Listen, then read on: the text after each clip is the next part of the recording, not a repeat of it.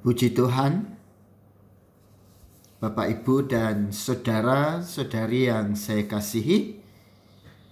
Kita bersyukur boleh berjumpa kembali untuk bersama merenungkan firman dan memohon kuasa dari Roh Kudus agar terus menghidupi setiap pribadi kita dengan kuasa firman yang hidup ini, agar kita tidak hidup sekedar hidup, tapi kita memiliki sebuah kehidupan yang bermakna, yang memiliki nilai,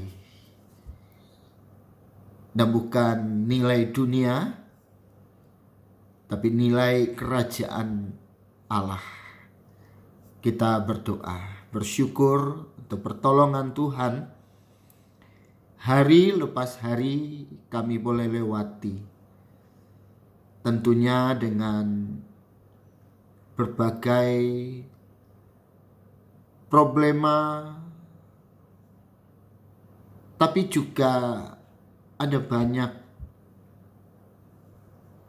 pertolongan Tuhan. Oleh karena itu biarlah kami terus fokus melanjutkan perjalanan dan perjuangan setiap kehidupan kami di bawah terang kebenaran firman-Mu.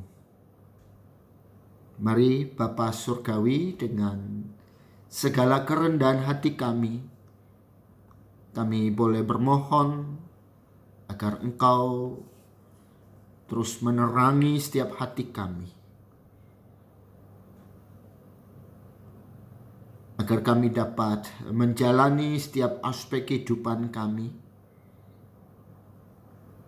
dari sudut pandang kebenaran firman-Mu. Terpujilah Engkau ya Bapa, di dalam nama Tuhan Yesus Kristus kami bermohon. Haleluya. Amin. Nah, Bapak, Ibu, Saudara, mungkin kita melanjutkan perenungan kita yang masih berkaitan dengan kerajaan Allah atau kerajaan surga. Jadi di dalam pembahasan kita beberapa kali, mungkin kita bisa menyimpulkan secara sederhana apa yang kita bicarakan tentang kerajaan Allah itu dalam praktek kehidupan kita hari lepas hari, di mana kalau kita bicara kerajaan Allah itu tentu bicara tentang pertobatan. Nah, ini seruan yang menantang semua orang di awal dari penulisan Injil. Bertobatlah sebab kerajaan Allah sudah dekat. Ya, jadi bicara kerajaan Allah itu bicara pertobatan, bukan bicara pencitraan. Ya, karena Allah tidak pernah akan melihat dan menilai ya, dari segi ya, penampilan kita. Ya, tapi Allah lebih melihat di kedalaman hati kita ya, yang tampak keluar melalui perilaku kita. Ya. Jadi bukan pencitraan. Ya. Nah, kerajaan Allah itu adalah sebuah lifestyle, ya, bukan lip service.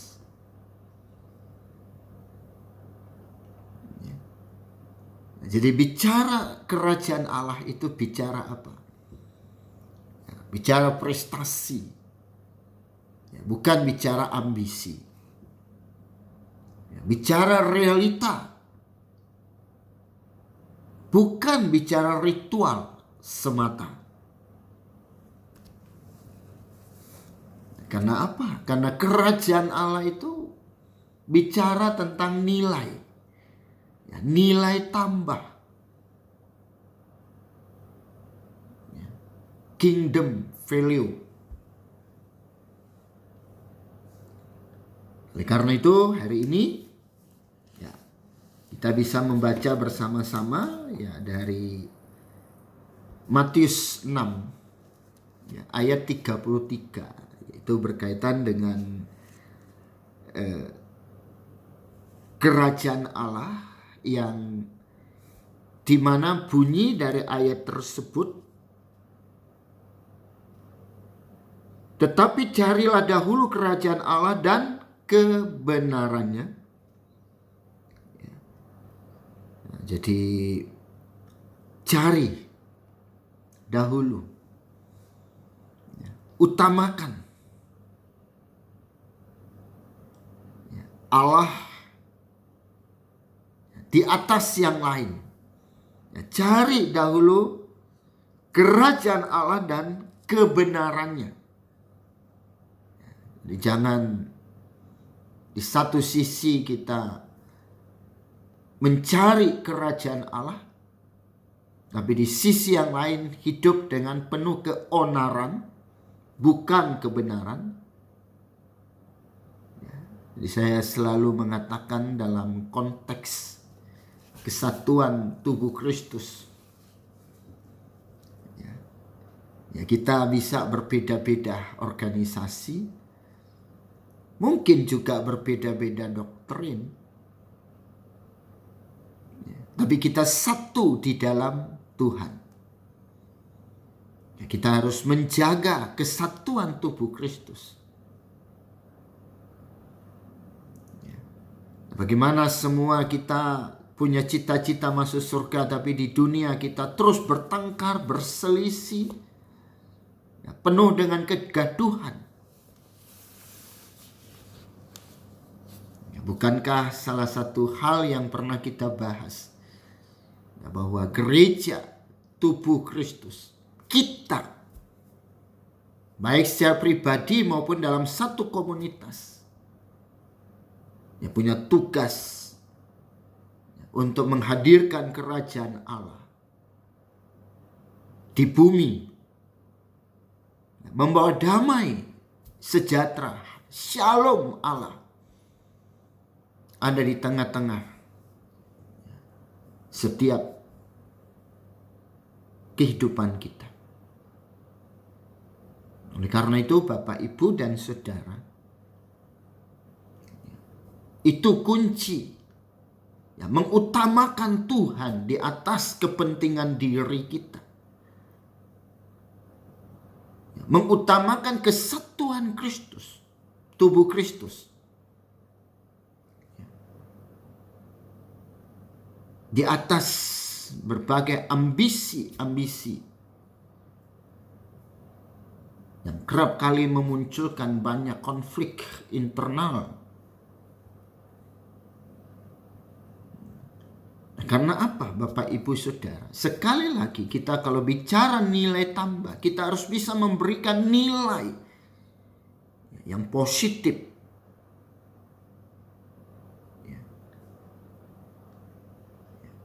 Memberikan manfaat.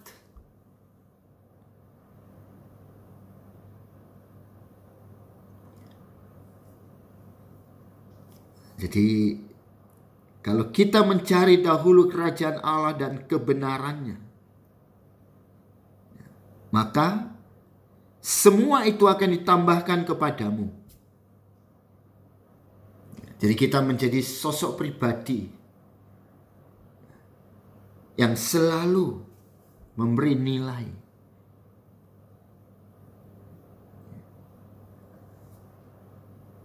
Oleh karena itu kalau kita bicara tentang hidup menjadi warga kerajaan Allah, sekali lagi kita bicara apa? Nilai tambah.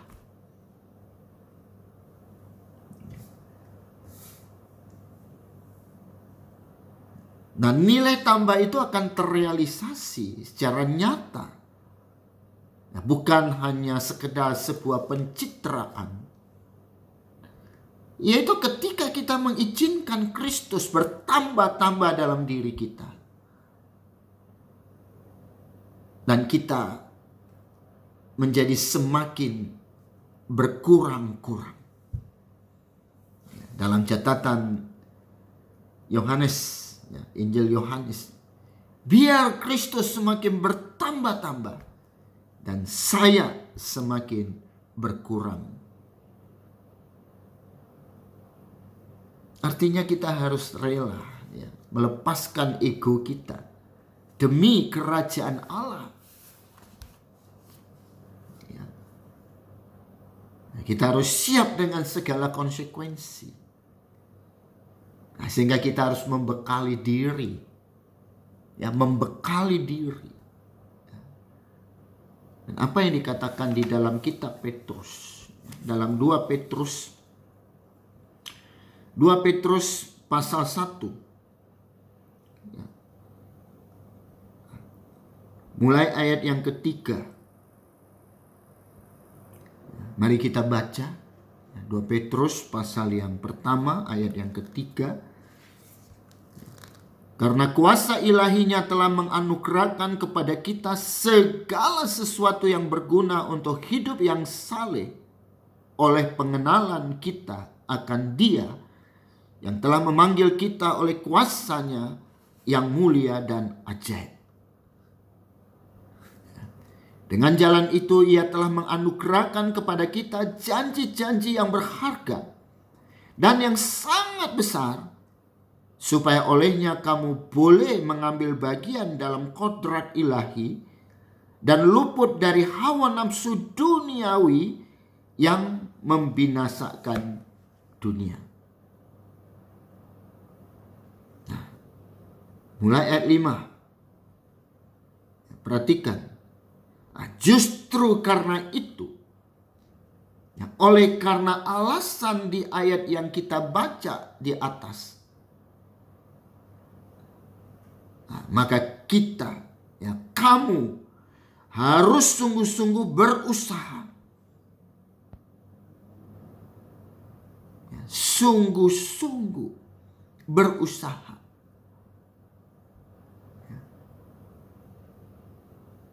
Apa yang kita harus usahakan?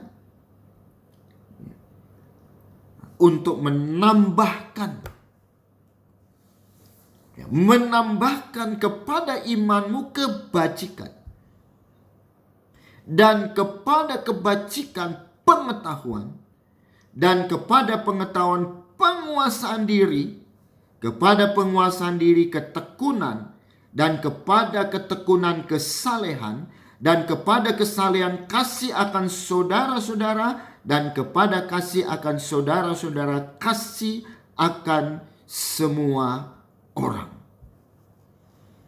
Sampai di sini Bapak Ibu.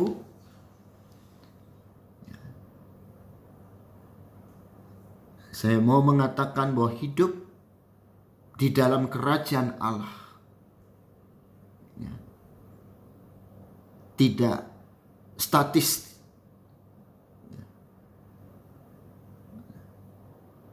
Tapi dia terus berkumulatif. Dia harus terus bertambah-tambah. Ya kalau enggak kita akan terlindas. Jadi iman kita itu harus nyata. Dan dia tidak berdiri sendiri. Bahwa di dalam iman, ya, dikatakan tadi, ya, harus ada apa? Kebajikan.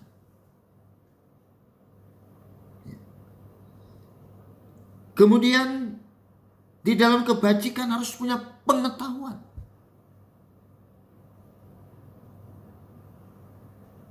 Jadi kita harus menjadi manusia pembelajar Kristus. Dan kepada pengetahuan penguasaan diri. Ya, kita selalu tergoda untuk menguasai orang lain. Ya, tanpa berupaya untuk menguasai diri. Penguasaan diri itu kan salah satu yang disebut dengan buah roh itu. Jadi kita lihat sekarang banyak kekacauan terjadi, kekisruan terjadi. Main hantam krom. Karena ambisi untuk menguasai orang lain. Tidak mungkin engkau bisa menguasai orang lain sebelum kau mampu menguasai diri sendiri. Kepada penguasaan diri ketekunan. Ya, tekun. Tekun itu artinya apa? Ketika semua orang berhenti, kita masih terus lanjut. Dan kepada ketekunan kesalehan. Dia siap dengan segala konsekuensi karena tidak mau mengikut dunia. Kita siap dengan segala konsekuensi karena hendak berpegang pada kebenaran. Orang saleh itu mengasihi saudara dan semua orang. Inilah hukum yang pertama dan yang terutama. Dan tidak lagi terikat kepada hukum-hukum agamawi yang begitu menekan dan menghimpit, bahkan mengikat kita. Tapi kita adalah pribadi-pribadi yang merdeka. Karena ketundukan kita kepada Kristus. Mari Bapak Ibu Saudara yang saya kasihi, kita wujudkan kerajaan Allah ada di bumi. Kita tidak bisa menjadi orang-orang Kristen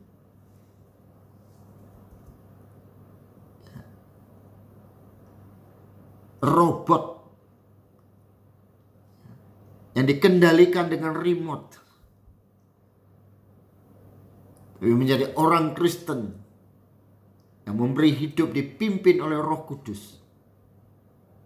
Sehingga Roh Kudus akan memimpin kita ke dalam seluruh kebenaran. Bukan juga kebenaran dari diri kita, tapi kebenaran ilahi yang kita peroleh karena melakukan firman Tuhan. Kiranya Roh Kudus memakai hidup kita untuk mewujudkan kerajaan Allah di rumah tangga kita, di gereja di mana kita ada, dalam komunitas kita. Karena bukankah itu merupakan tugas kita sebagai anak-anak Tuhan? Sebagaimana dikatakan oleh kitab Matius pasal 5, berbahagia orang yang membawa shalom.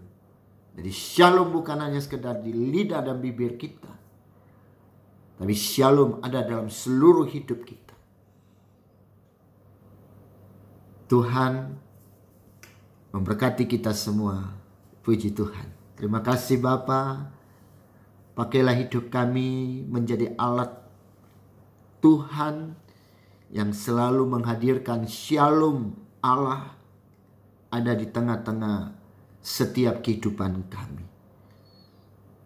Terima kasih untuk seluruh umat-Mu yang boleh terus mengikuti